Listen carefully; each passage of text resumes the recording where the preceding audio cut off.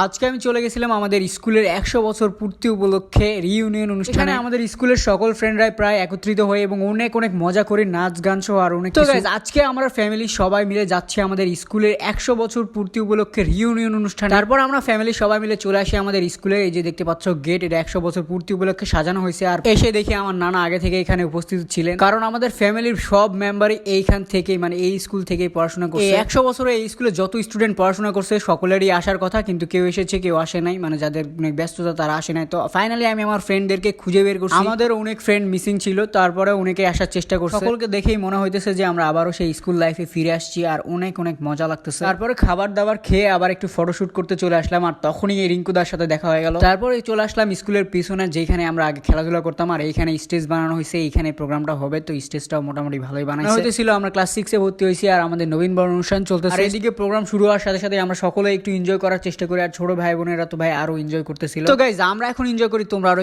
Mini ব্লগসের জন্য follow করো।